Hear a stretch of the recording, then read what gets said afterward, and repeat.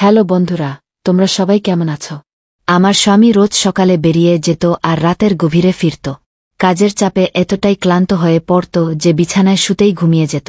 আমি প্রায়ই আমার অপূর্ণ ইচ্ছাগুলো নিয়ে একা থেকে যেতাম। কিন্তু কি আর করতাম? ভেবেছিলাম বোধহয় এটাই জীবন।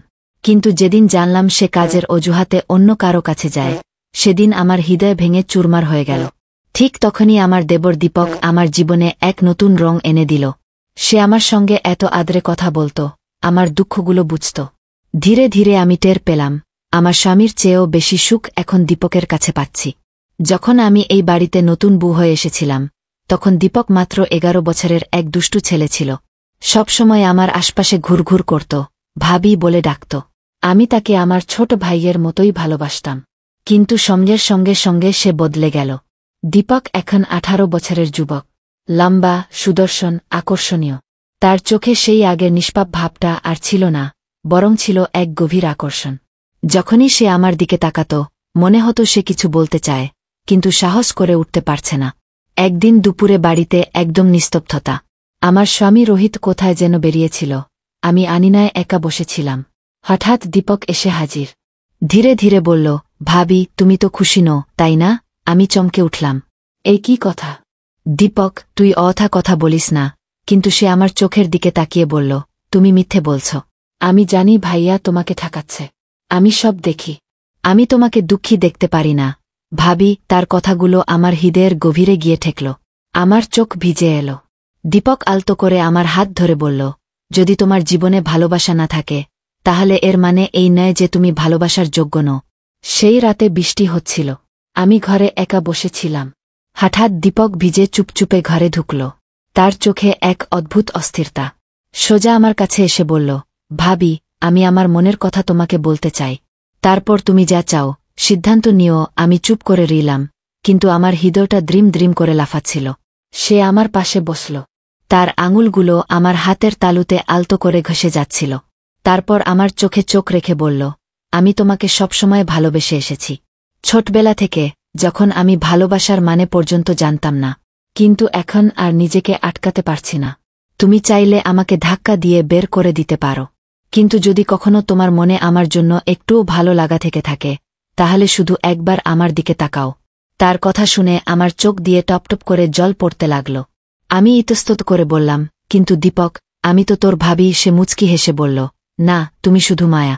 সেই মেয়ে, যাকে আমি অগাধ ভালোবাসি। সে আলতো করে আমার মুখ তার হাতে তুলে নিল। তার আঙুলের ছুঁয়া আমার গালে কাপা কাপা নিঃশ্বাসের মতো লাগছিল। সেই মুহূর্তে আমি বুঝলাম, আমি কতটা একা ছিলাম, আর হয়তো আমিও তার ভালোবাসার দিকে টানছিলাম। সেই রাতে প্রথমবার আমি আমার হৃদয়ের কথা শুনলাম। আমরা সমাজের সব সীমা পেরিয়ে গেলাম। সেই রাতটা শুধুই ভালোবাসার ছিল, কোনো ভয় ছাড়া, কোনো আক্ষেপ ছাড়া। পরদিন সকালে যখন ঘুম ভাঙল, দীপক আমার পাশেই ছিল। তার চোখে সেই ভালোবাসা, যার খোঁজে আমি ছিলাম। সে আমার হাত ধরে জিজ্ঞেস করল, কি ভাবছ? আমি ভেয়ে ভেয়ে বললাম, দীপক, যা হলো তা কি ঠিক ছিল? সে হাসল। বলল, যদি এটা ভুল হতো, তাহলে তোমার চোখে এত শান্তি থাকত না। কিন্তু আসল ঝামেলা তখনই শুরু হল। আমার স্বামী রোহিত গত কিছুদিন ধরে বাড়িতে কমই আসছিল। আমি জানতাম সে অন্য কারো সঙ্গে আছে, কিন্তু কখনো প্রশ্ন করিনি। কিন্তু এখন সবকিছু বদলে গিয়েছিল। আমি আর সেই নীরব সহকারী নারী ছিলাম না। একদিন আমি রোহিতের পিছু নিলাম শহরে। সেখানে তাকে একটি মেয়ের সঙ্গে দেখলাম।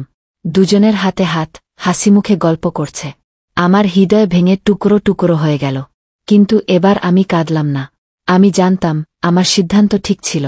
দীপককে ফোন করে বললাম, তুই ঠিক বলেছিলি দীপক। রোহিত আমাকে ঠকাচ্ছে। সে বলল, আর দুঃখ সহ্য করো না, মায়া। যা তোমার, তাকে গ্রহণ করার সময় এসেছে। আমাদের সিদ্ধান্ত পাকা হয়ে গেল। সেই রাতে রোহিত যখন বাড়ি ফিরল, আমি তাকে সরাসরি প্রশ্ন করলাম, সত্যি বলো, তুমি কার সঙ্গে আছো? প্রথমে সে মিথ্যে বলল। কিন্তু যখন আমি প্রমাণ দেখালাম, সে হতবাক হয়ে গেল।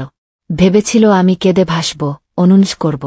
কিন্তু আমি শুধু একটা কথাই বললাম, আমি ডিভোর্স চাই। সে হেসে বলল, এত সহজ নয়, মায়া। আমার নামের সঙ্গে জুড়ে তুমি সম্মান পেয়েছ। এখন তা ছাড়া এত সহজ হবে না। কিন্তু আমি আর কারও বন্দী ছিলাম না। আমি বাড়ি ছেড়ে দীপকের কাছে চলে গেলাম, এক নতুন শুরুর জন্য। দীপক আমার জন্য অপেক্ষা করছিল। যখন বললাম আমি সব শেষ করে দিয়েছি, তার চোখে খুশির অশ্রু ঝিলিক দিল। সে আমাকে জড়িয়ে ধরে বলল, এখন আমরা নতুন করে জীবন শুরু করব। কোনো ভয় ছাড়া আমি দীপকের হাত ধরলাম আর তার সঙ্গে এক নতুন পথে পা বাড়ালাম। কারণ কখনো কখনো ভালোবাসা সেটাই, যাকে পেতে গোটা জীবন লেগে যায়। আর আমি আমার ভালোবাসা খুঁজে পেয়েছিলাম। আমরা এখন এমন এক মোড়ে দাঁড়িয়েছিলাম, যেখান থেকে পিছনে ফেরা অসম্ভব। আমি দীপকের সঙ্গে ছিলাম, কিন্তু সমাজ আর পরিবারের চোখে আমাদের সম্পর্ক পাপের থেকে কম ছিল না। আমি জানতাম এটা সহজ হবে না, কিন্তু আমি আর ভয়ে বাঁচতে চাইনি।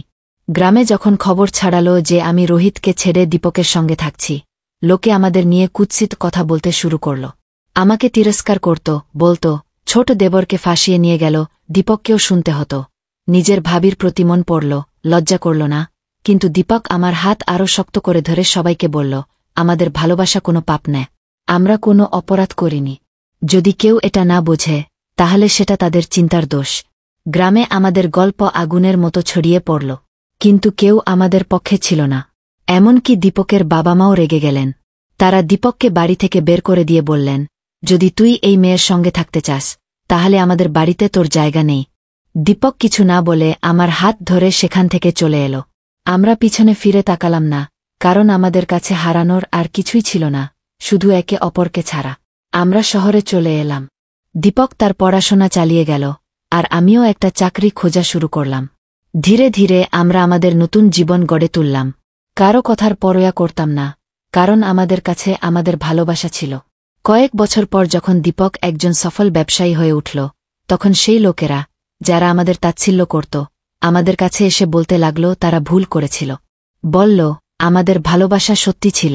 আমি মুচকি হেসে বললাম, সত্যি ভালোবাসা সবসময় নিজের জায়গা করে নেয়, দুনিয়া যতই তাকে ঠেলে দিক। দীপক আমার দিকে তাকিয়ে বলল, এখন আমরা শুধু নিজেদের জন্য বাঁচব, আর কারো কথা ভাবব না। তারপর আমরা আমাদের জীবন শুরু করলাম। এমন এক জীবন, যা আমরা পুরোপুরি নিজেদের জন্য বেছে নিয়েছিলাম। আমাদের ভালোবাসা, আমাদের খুশি, আর শুধু আমরা দুজন। সময় কেটে গেল। আমাদের মেয়ে বড় হতে লাগল। তার সঙ্গে আমাদের ভালোবাসাও আরও গভীর হল। দীপক সবসময় আমার পাশে থাকত। আমার প্রতিটি চাহিদার খেয়াল রাখত। সে শুধু আমার স্বামী নয়, আমার সবচেয়ে ভালো বন্ধু, আমার সঙ্গী, আমার সবচেয়ে বড় সাহারা ছিল। আমাদের ব্যবসা তখন খুব ভালো চলছিল। দীপকের পরিশ্রম ফল দিয়েছিল। আমরা এখন একটা সুন্দর বাড়িতে থাকতাম। একদিন আমরা আমাদের পুরনো গ্রামে গেলাম। সেখানে সবকিছু আগের মতোই ছিল, কিন্তু এবার মানুষের দৃষ্টিভঙ্গি বদলে গিয়েছিল। যারা আমাদের তিরস্কার করেছিল, তারা আমাদের দেখে অবাক হয়ে গেল। তাদের চোখে লজ্জার ছাপ। রোহিতও সেখানে ছিল।